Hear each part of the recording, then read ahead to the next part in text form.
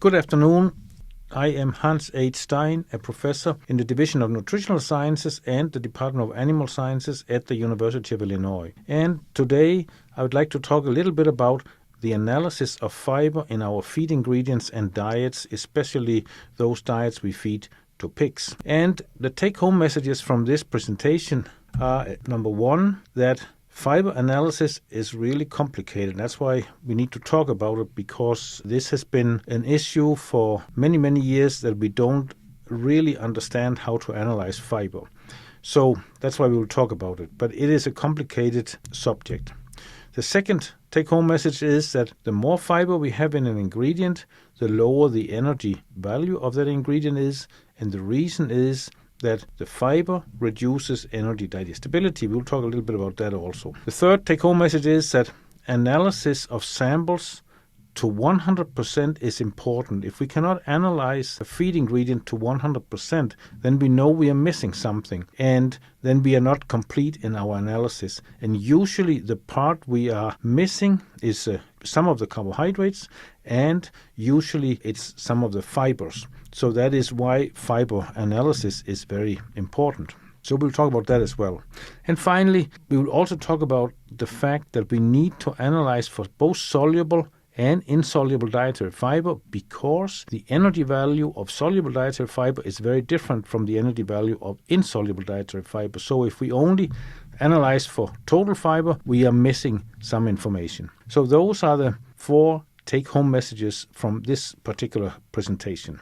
So if we start out here and we look at 2 feed ingredients, we have here maize and DDGS. You'll see in maize, in orange, we have 3,898 kilocalories gross energy, but in DDGS we have more, and here we have 4,761 kilocalories. However, if we feed these 2 feed ingredients to our pigs, then it turns out that the metabolizable energy is not different between the two. So clearly we have different utilization of the gross energy in the 2 ingredients, because that extra energy we had in DDGS basically disappears when we feed it to the pigs. And the reason for that is that we have a lot more undigested energy in the DDGS. Here in blue, we can see we have much more undigested energy than we had in the corn when we fed the corn to the pigs. And why do we have that extra undigested energy in DDGS?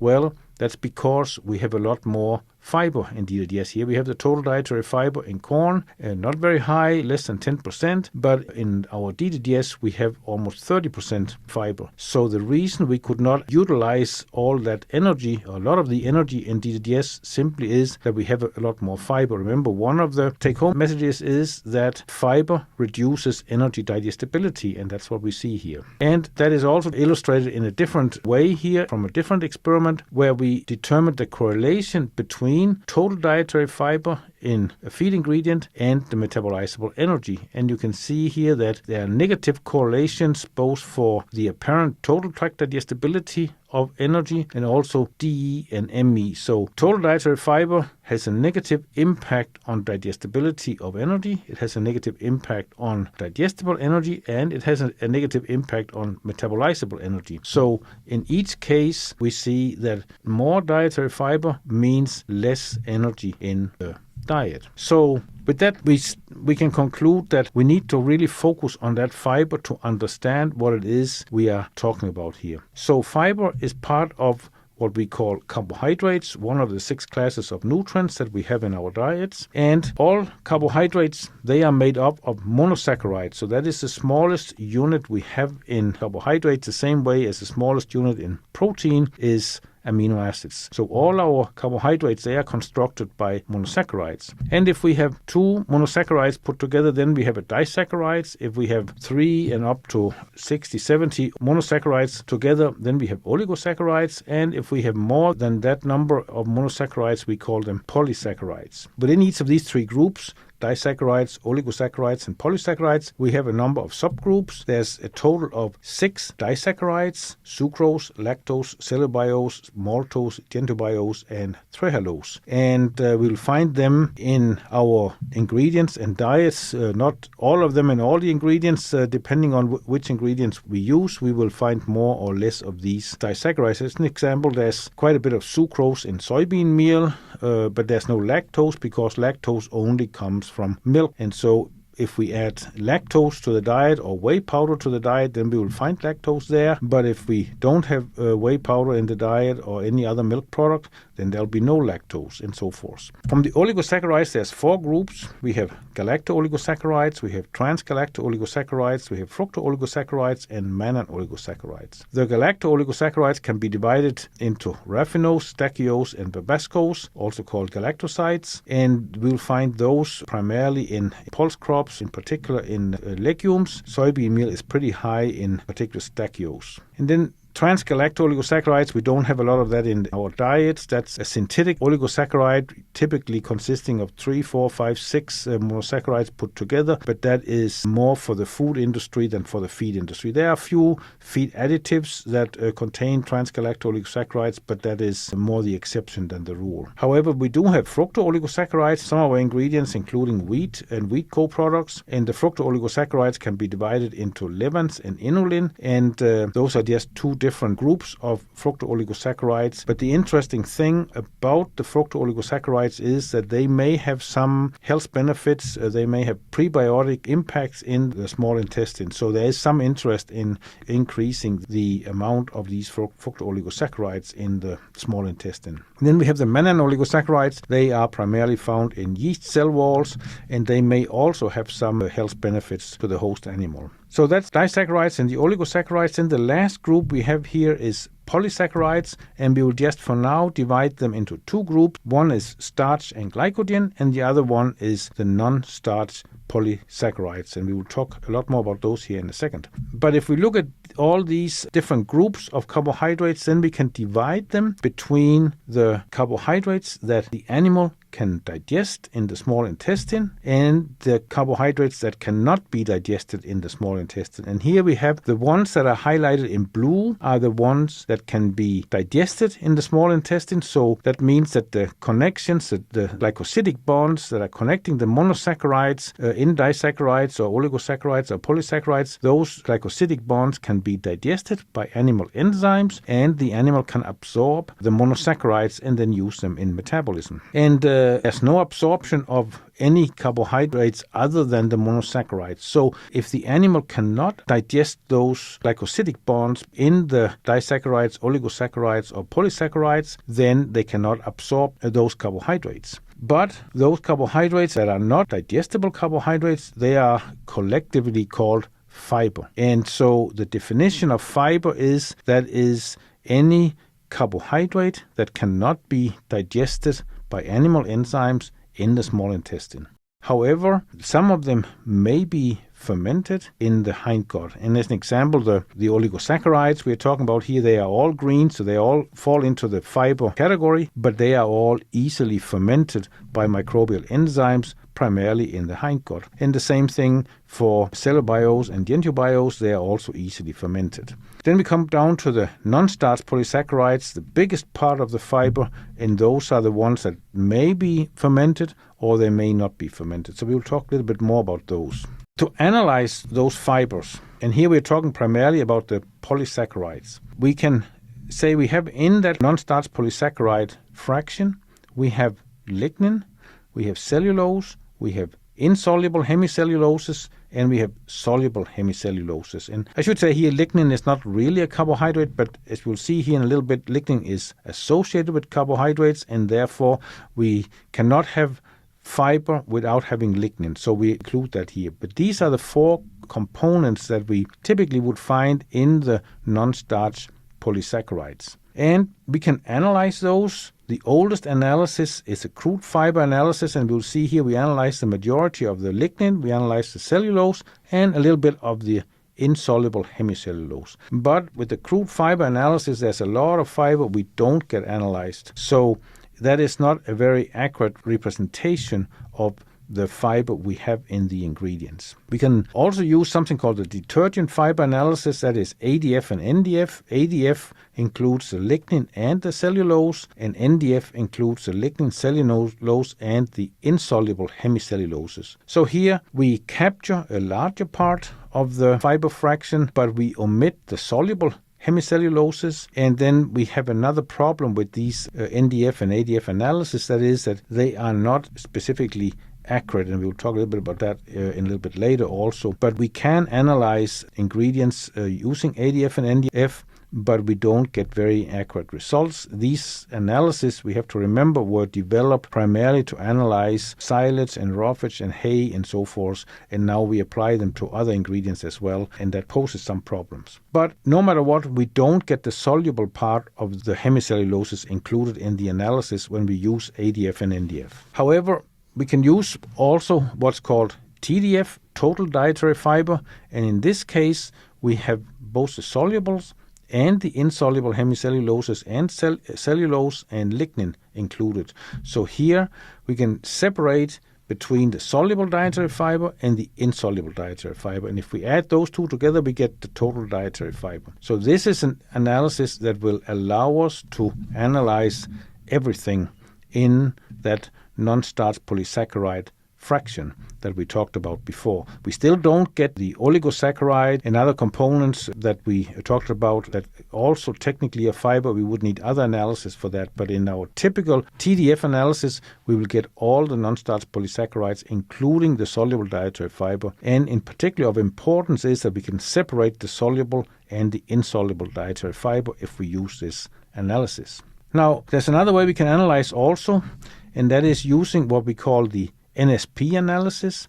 Here we can analyze NSP, that is all the fibers, all the cellulose, insoluble hemicellulose, and soluble hemicellulose by analyzing individual sugars. That was tell us how much we get in total there. And then we would need another separate analysis for lignin, which is also available, so we could analyze for lignin. And if we add the lignin and the NSP together, we should also get the same value as we have for total dietary fiber, because that includes everything. It is much more complicated to analyze NSP than it is to analyze total dietary fiber, but we will talk about that here in a second. This non-starch polysaccharides can be divided into the soluble non-starch polysaccharides and the insoluble non-starch polysaccharides as well, and we will therefore be able to make that same separation as we did for the TDF analysis earlier. So these are the analysis we have for the total fiber. If we do an analysis for cellulose, which is also possible, then we can get values both for cellulose and for the non-cellulosic insoluble hemicelluloses. So it can be quite detailed using this analysis, and that offers some benefits that we do not get from the total dietary fiber if we have a need for those details. And we, in practical feed ingredient evaluation, we probably do not need those type of details, but sometimes in research it is required that we know how much cellulose exactly we had in the diet and so forth. So in that case we can use this analysis. Now, a lot of this is not new. In fact, there has been attempts to analyze feed ingredients for more than 160 years, and the first time that an overall feed ingredient analysis was proposed was in 1865 at a research station in Germany. This station was called the Wende research station, and therefore this analysis is called the Wende analysis for feed characterization. And we'll see in this analysis, which in the US tends to be called the proximate analysis, same thing. But in this analysis, we will analyze for dry matter, and therefore we can calculate water. And that the way they describe that based on the analysis there in 1865 is exactly the way we do it today. They also described that we could analyze crude protein by analyzing nitrogen and then multiply by 6.25. That's also exactly how we do it today. They described that we could get a value for fat by quantifying the ether extract. That's also the way we do it today. They described that we could get value for ash or minerals by ashing the sample at 600 degrees Celsius overnight. That's exactly how we do it today as well. So for dry matter, crude protein, fat, and ash, they pretty much had it figured out there back in 1865. However, where they struggled was with the carbohydrate fraction. And they described the crude fiber analysis.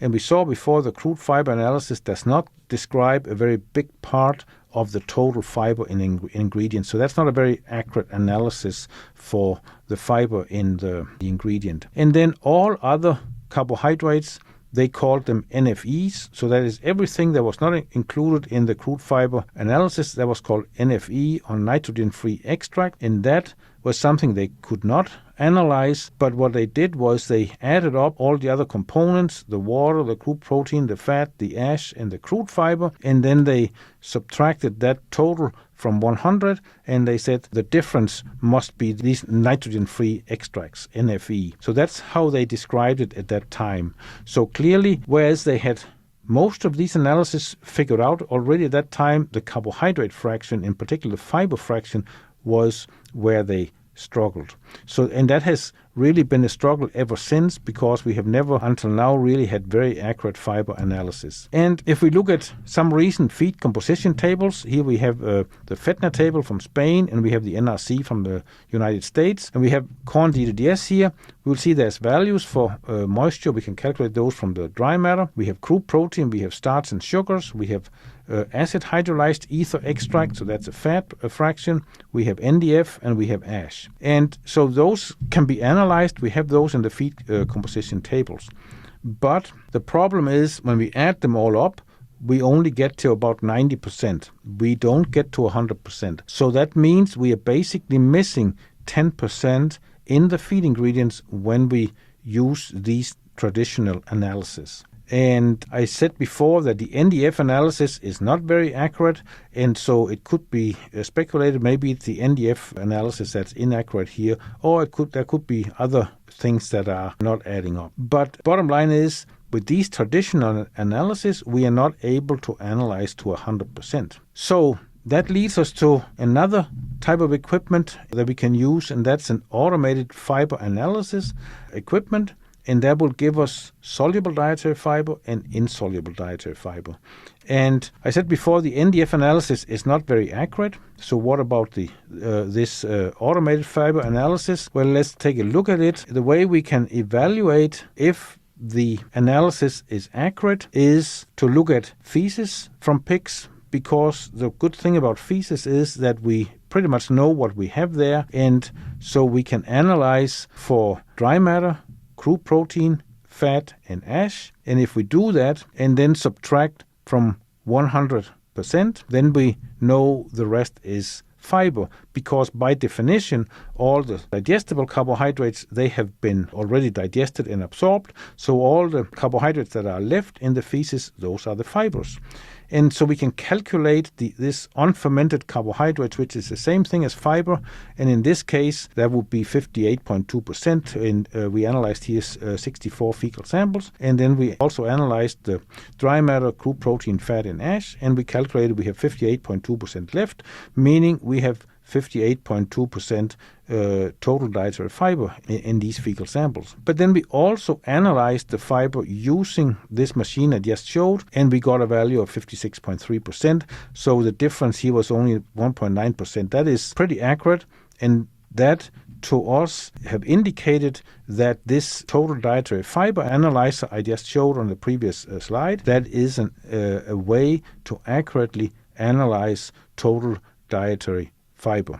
And I'll get back to that here in a second and demonstrate further why this is such an accurate analysis. But before we go to that, just a few things here about this analysis, because if you look at AOAC, there's a number of different procedures that can be used to analyze TDF. One of them is called 98529, and that gives us lignin and insoluble non-starch polysaccharides and the soluble non-starch polysaccharides, and it's called TDF. So it's just one value that includes those three components. But there's no separation between the soluble and the insoluble parts. But we also have a later version called 99143, and here we have both the soluble dietary fiber and the insoluble dietary fiber. And again, it includes the same thing as the previous version. It's just now we can separate between soluble dietary fiber and insoluble dietary fiber, and that is important. And then there's a couple of newer versions where we also can include resistant starch and low molecular weight sugars in the TDF fraction. And what that means is that to do these analyses, we need more complicated equipment, more advanced equipment. So typically we don't use those. And there has been some recent work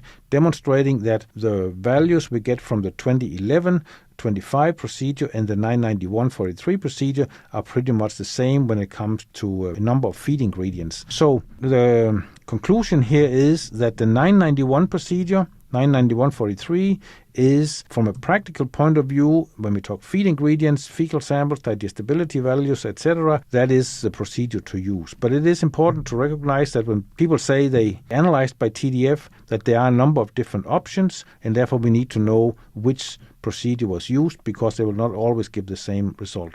So the 991-43 procedure is the one that is most often used in feed ingredient analysis. Why is this important? Well, this is important because when we have a TDF analysis, then we can analyze ingredients pretty much to 100%. Remember that DDGS I showed before, we could only analyze to 90% in two different feed tables. But here you'll see for barley, corn bran, corn gluten feed, wheat pollard, and wheat bran, we are able to analyze very close to 100%. A few percentage units missing for corn gluten feed, but still much better than we had in the past, and that is because we are using the TDF analysis. So the same way as I showed you before with the fecal samples, where we know exactly what the TDF value should be because we could calculate that here, and we saw we could calculate very close to what it should be. Here we can also in these feed ingredients analyze basically to 100%. So that gives us confidence that the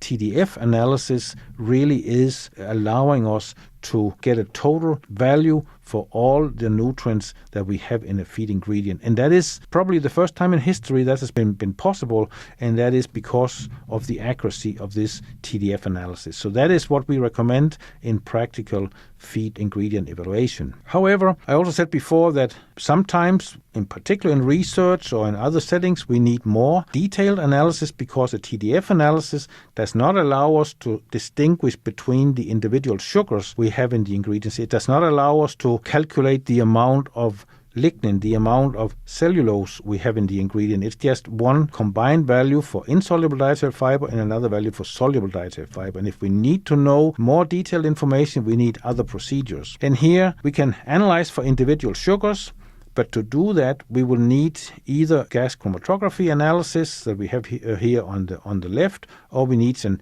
HPLC, or maybe both if we need to have all the sugars analyzed. And these types of equipment are not only much more expensive than the TDF analyzer, but also much more complicated to operate, and it's more expensive to operate these equipment as well. And they are not quite as accurate in the analysis as the TDF analysis is. And we will see that here we have an example where we have analyzed hybrid rye, and you'll see the chemical composition here. We have dry matter 88.2%, then we analyzed crude protein, ash, the acid hydrolyzed ether extract, we have the starch, and we have the TDF. And if we added all of these components, then we get to 87.7%. Dry matter was 88%, so obviously we are very close to being able to analyze all the dry matter here, meaning we can analyze to 100% when we use a TDF analysis, as we saw with the other ingredients before. We also analyzed this same ingredient using the sugars. And here you'll see we have free sugars, we have sucrose, we have beta-glucans, we have fructans, arabinose that has been hydrolyzed, we have galactose hydrolyzed, glucose, xylose. These hydrolyzed sugars are monosaccharides that are bound in cellulose or other components in the fiber. And we can analyze all of these, but you'll see when we add them all up, the total sugars, we get 81%. And then when we have the crude protein, the ash, and the acid hydrolyzed ether extract or the fat, we have 12.2%. And everything here is on a dry matter basis, so this should add up to 100%. However, the total is only 93.2%. So what this tells us is, yes, we could analyze for all these different sugars, and we think we did a good job of analyzing it, but we don't have the same accuracy with the NSP analysis as we have with the TDF analysis, because we only got to 93.2%, whereas the TDF analysis allowed us to get to practically 100%. So yes, we can do more detailed analysis, but for practical feed ingredient evaluation, we probably don't need these sugars. They are much more complicated to get it. It's much more expensive to do it. It takes very, very skilled technicians to operate the equipment, and they are not quite as accurate as a TDF analysis. So therefore, we recommend the TDF analysis in our practical feed ingredient evaluation, whereas these sugar analysis may be important if we are doing research or if we need to develop specific enzymes or other things that could help us in the future. So there is a place for this NSP analysis as well, but usually the TDF analysis will be the more important one. So a few conclusions here. First of all, we've seen that fiber in ingredients reduces energy digestibility, and therefore it also reduces the D and ME in the ingredients. So the more fiber we have, the lower is the ME in the ingredient.